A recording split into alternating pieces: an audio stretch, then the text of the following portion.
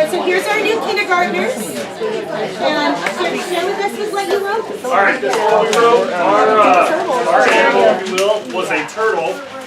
And we knew the sight word little, so we put little turtle swims in the sea. Very good. And turtle has a shell. We didn't know how to spell shell, so we drew a picture. I love it. That's awesome. Way to use your clues. Good job. Now, for those of us, Thank you. this is why I work with little people. See, it doesn't matter. They're just beautiful. Now, have we seen that? And they come up to us and sometimes they go, you read it. Because they don't know what they wrote. They have no idea. And how many times, and I am guilty as charged. Well, honey, if you don't know what it says, how am I going to know what it says? And if you think about it, you are the gatekeeper. You own all of these little powers and things in your brain. You own all that. So of course they expect you to be able to read them and to figure them out because you're the one that teaches this. You're the one that points to this and say, Y says yo, yo, yeah, yeah, yeah. And then go over to the calendar and say, May, it's July, it's Sunday, we're going to go to the boys' bathroom. You make no sense. So obviously you know more than what I know. So you read this. Does anybody else have a real cute one that they want to share before we move on? Oh, what do you mean? Oh, do you want, oh, please. Sure. Oh, yeah, I got everything down. Welcome. You just knock it. And the bear. These are the letters we know. D-E-J-M-O-R-V-Z. We know the words like, said, here. Okay. And since those are all the only words we know, we wrote like, bear, B-R is bear, he, and then this is supposed to be pretty, J-M. Yeah. Awesome. And that's exactly, thank you so much. That's exactly what they're going to do. They will write Q7418 triangle square and say that's the word turtle because that, I mean, I don't know. Nothing you says makes sense, so maybe they're not. I don't know. So it just works out. So I did that, and I was actually supposed to open with that, but I got a little ahead of myself. Big surprise. But I wanted you to actually see what it's like and what our little people go through on a daily basis. That was perfect. Isn't that neat? It just kind of, that's what sunk into me when I saw that. I was like, oh, no wonder they look at me like I'm speaking, you know, obliquely or something. Okay, so we're going to go ahead and move on. So we're going to take the long way, and we're going to get our learners to learn the long way. This is the recipe for learning. Frequency, how often are you going to do it? What's this word? What's this letter? What's this word? And every Wednesday, you're going to get a test, and I'm going to circle what you know, and I'm going to send it home. You're going to go home and practice it. We can do it that way, okay? The duration, how long you're going to do it. I mean, mommies can, my wonderful mommies are back there that brought their babies today. So. I have the best. How many times have they said, honey, we got to, I've showed you this word 14 times and you still don't know it. We're gonna spend 5 more minutes and we're gonna get this done.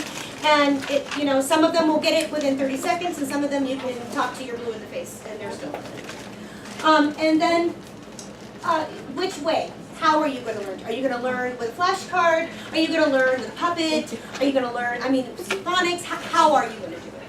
So that's the long way. But we're going to cheat. I'm going to show you how to cheat. Oh. So, I know, it's like see, I'll teach you just contradiction of what we say. So here's our calendar, here's August. And you're gonna go to your brightest, most smartest student, and they already have a little note pinned to their chest because, you know, they're gifted. And they're gonna say, first day of school, and we're gonna teach them, you know, August. So here it is, August. And you're gonna say like, oh, you know, Matt, could you send that out for me? And they'll be, August.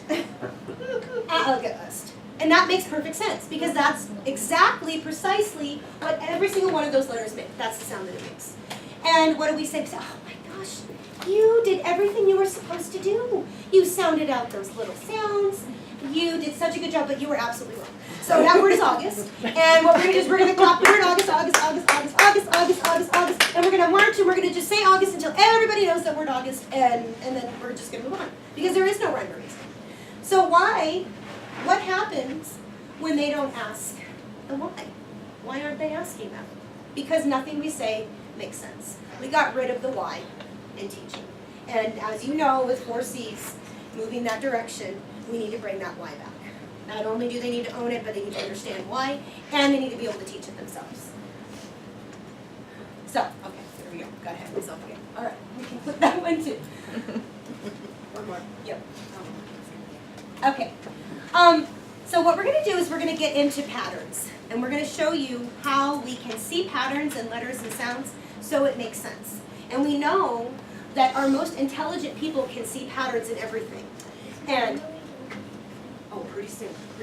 I know. He is ready. He's been ready. He was like ready to show. And I'm actually going to show you what we just discovered.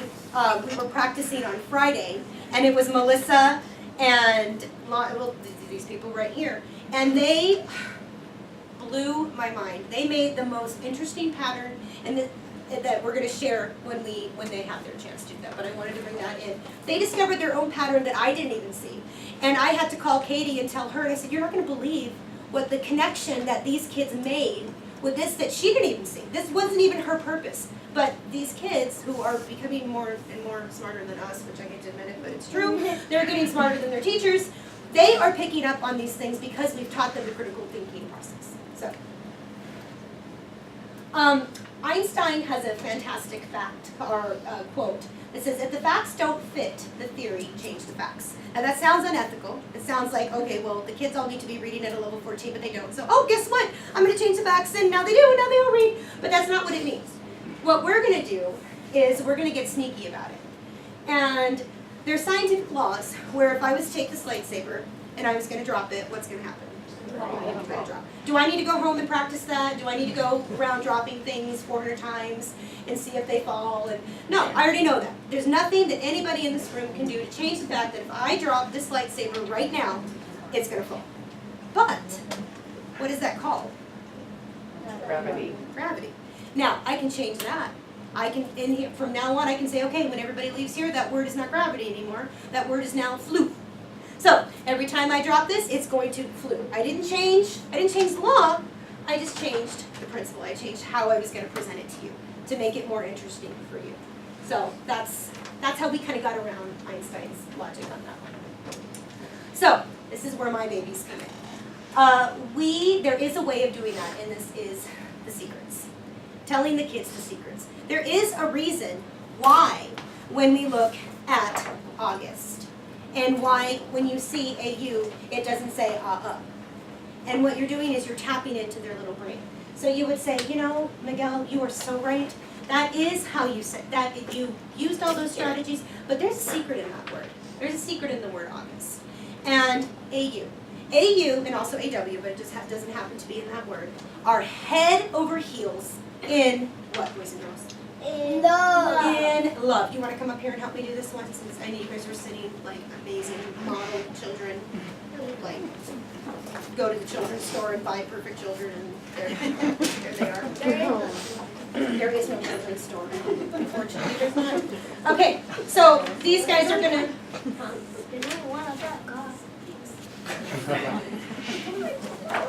Okay, so we are going to show you, so tell us about AU and AW. Lyric, you want to do that one? Okay, go ahead, nice and loud, your best presenter voice. AU and AW are in love, but so they say aw all the time. And they are so shy that anytime they stand right up to each other. Because they don't make that sound when it's over here. You know, A says and A, and U says and U. But when they get up next to each other, oh my goodness, it changes it. And they put their little heads down and show us what they say. Aww. Now, why did that story stick? And that's the next part. Thank you guys. And you're coming up very soon. You guys are so patient. Okay, got ahead of myself again. Okay. That one? Just imagine being in my classroom and how much boom, boom, boom. So that works because our brain loves novelty. It craves for something new and something exciting and something that can just, please give me something that's not a flashcard. Please just don't shove something in my face that I don't even care about anyways. I want to know on a need to know basis. Okay. So, We can take the long way or we can cheat. And I'm going to really say this word very carefully because I slur it. But the reason why Secret Stories works is because of brain plasticity. Here we go. Say that with me. Did I say it right? Whew. You're a first grade teacher. That word does not come up very often unless you teach the program. Then you need to do that. And what that is our brains develop from back to front. This is the first part of the brain. This is where our little people, this part of the brain develops first. So when we focus and we do things that nurture that part of the brain and we connect to your social and emotive center, which is where the stories come in, they're already interested. And because you know, and for those of us that have ever been out and had a substitute, every kid in your class can tell that substitute exactly, verbatim, what your schedule is, what you do, when you do it, where it goes, who's supposed to do it, who hit so-and-so when someone wasn't looking, who's not supposed to stand in the line, who's not supposed to stand over here. They are creatures of habit. They know exactly, precisely what every single child in that class is doing at any given moment. Why? Because that's the part that taps in. But then they come home and mom says, what did you do at school today? Oh, I don't know. I don't know. Because it's not coming in the back, it's coming in the front. So, when we teach them with the brain in mind, and we give them scenarios and teaching processes that come to the back of the brain, the reason why that works is because it attends to our right back here with our. So, like with AU and AW, because they're in love, they're embarrassed. Every kid knows what it's like to be embarrassed. You know, they don't really know about being loved, but they know that they love their mommy, and they know that maybe sometimes they get embarrassed. And so they can attach, they can actually make those text connections with each one of these little stories because they can relate to it. It touches deep to their heart. That's why it works. Okay, so this is the whole brain plasticity. Woo, that word.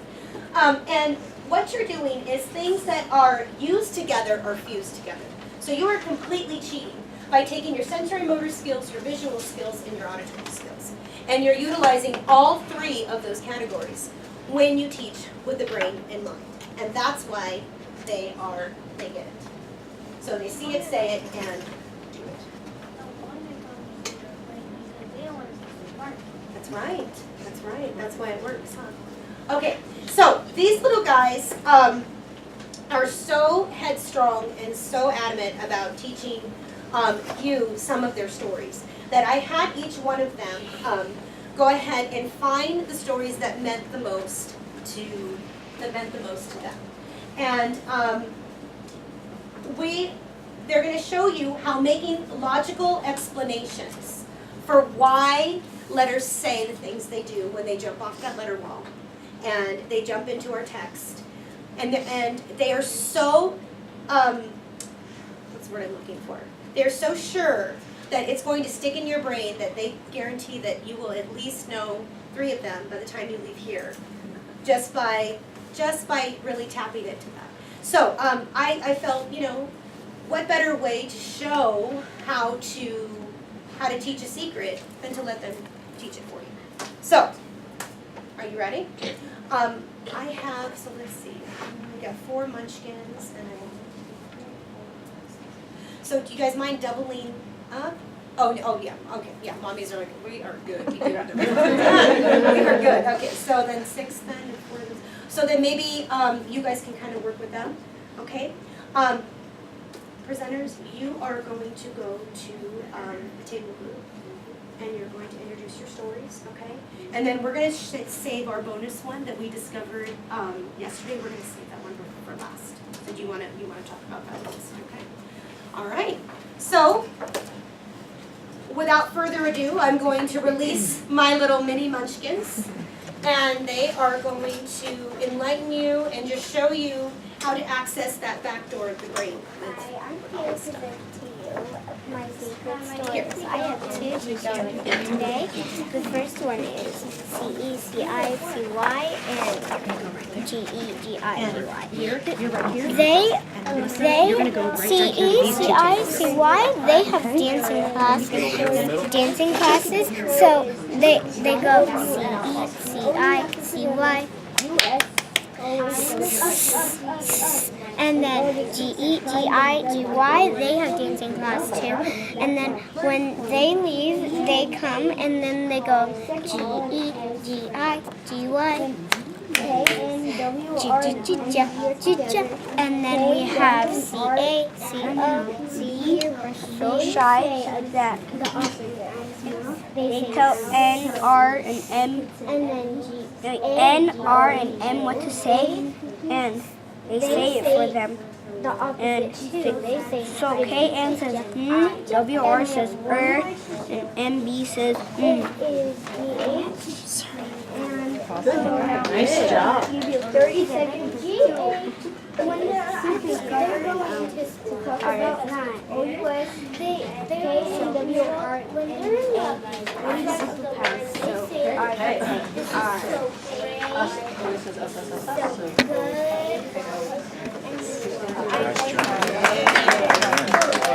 and then when they're in the middle, they're so shy, they're and then when GH are at the end of the class,